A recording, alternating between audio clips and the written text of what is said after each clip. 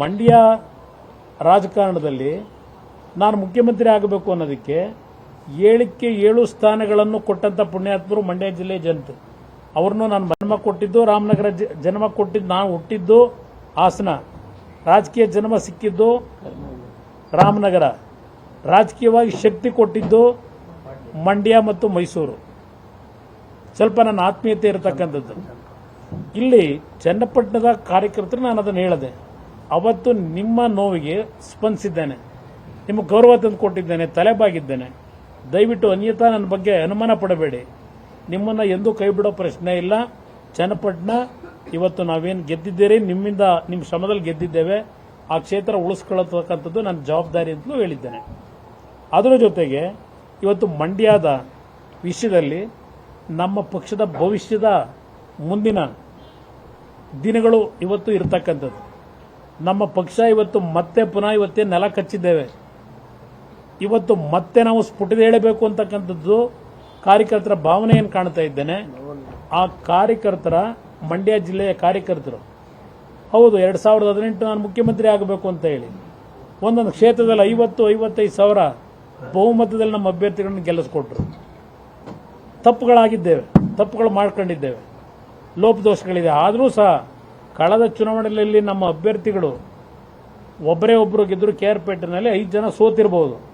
ಆದರೆ ನಮ್ಮ ಮತ್ತು ಕಾಂಗ್ರೆಸ್ನ ನಡುವೆ ಇರ್ತಕ್ಕಂಥ ಅಂತರ ಕೇವಲ 3,000 ಮತಗಳು. 3,000 ಮತಗಳಲ್ಲಿ ಈ 5 ಕ್ಷೇತ್ರಗಳಲ್ಲಿರ್ತಕ್ಕಂಥ 6 ಕ್ಷೇತ್ರದಲ್ಲಿರ್ತಕ್ಕಂಥ ಮತದ ಅಂತರ ಇರ್ತಕ್ಕಂಥದ್ದು. ಅದರಿಂದ ಆ ಕ್ಷೇತ್ರದಲ್ಲಿ ಜನತೆನೂ ಬಯಸ್ತಾ ಇದ್ದಾರೆ. ಇವತ್ತು ಜಿಲ್ಲೆಯ ಅಭಿವೃದ್ಧಿಗಳು ಕುಂಠಿತ ಆಗಿದೆ ಅಂತ ಹೇಳಿ ಪಾಪ ನೆನ್ನೆ ನನ್ನ ಸ್ನೇಹಿತರು ಹೇಳಿದ್ದಾರೆ.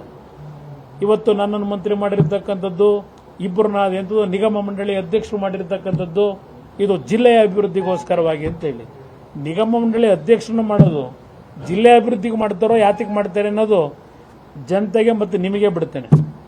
ಇವತ್ತು ನಾನು ಆ ವಿಷಯಗಳ ಬಗ್ಗೆ ಮುಂದೆ ಚರ್ಚೆ ಮಾಡ್ಕೊಳ್ಳೋಣ. ಆದರೆ ಇವತ್ತು ನನ್ನ ಪಕ್ಷದ ಭವಿಷ್ಯ, ನನ್ನ ಪಕ್ಷದ ಒಂದು ಪ್ರಮುಖವಾದಂಥ ಹೃದಯದ ಭಾಗ ಜನತಾದಳದ್ದು ಮಂಡ್ಯ ಜಿಲ್ಲೆಯ ಜನತೆ ಇವತ್ತೇನು ಬಯಸ್ತಾ ಇದ್ದಾರೆ. ನನಗೆ ಚುನಾವಣೆ ನಡೆಸ್ತಕ್ಕಂಥದ್ದು ಇಲ್ಲ, ಟೂರಿಂಗ್ ಟಾಕೀಸ್ ಅಂತ ಹೇಳಿದ್ದಾರೆ. ಟೂರಿಂಗ್ ಟಾಕೀಸನ್ನ ಇವತ್ತೇನು ಚರ್ಚೆ ಮಾಡ್ತಾರೆ, ಅವತ್ತು ಹಿಂದಿನ ಕಾಲ ಟೂರಿಂಗ್ ಟಾಕೀಸ್ಗಳು ಜೀವನ ಹೆಂಗಿತ್ತು ಅನ್ನೋದು ಗೊತ್ತಿದೆ ನನಗೆ.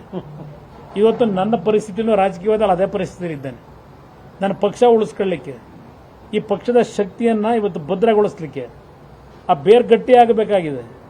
ಹೊಸದಾಗಿ ಇವತ್ತು ಮಂಡ್ಯ ಜಿಲ್ಲೆಯ ಜನತೆ ಇವತ್ತು ಮತ್ತೆ ಪುನಃ ಈ ಪಕ್ಷಕ್ಕೆ ಶಕ್ತಿಯನ್ನು ತುಂಬಬೇಕು ಅಂತಕ್ಕಂಥ ದೃಷ್ಟಿಯಿಂದ ನೀನು ಬರಬೇಕು ಅಂತ ಏನು ನನಗೇನು ಆದೇಶ ನೀಡ್ತಾ ಇದ್ದಾರೆ. ಇವತ್ತು ಕಳೆದ ಚುನಾವಣೆ ಬಗ್ಗೆ ನಾನು ಚರ್ಚೆ ಮಾಡಲ್ಲ. ಕಳೆದ ಚುನಾವಣೆ ನಮಗೆ ನೈತಿಕವಾಗಿ ಸೋಲಲ್ಲ, ಅದು ಅಂಕಿಅಂಶಗಳ ಆಧಾರದ ಮೇಲೆ ನಮಗೆ ಸೋಲಾಗಿರ್ಬೋದು.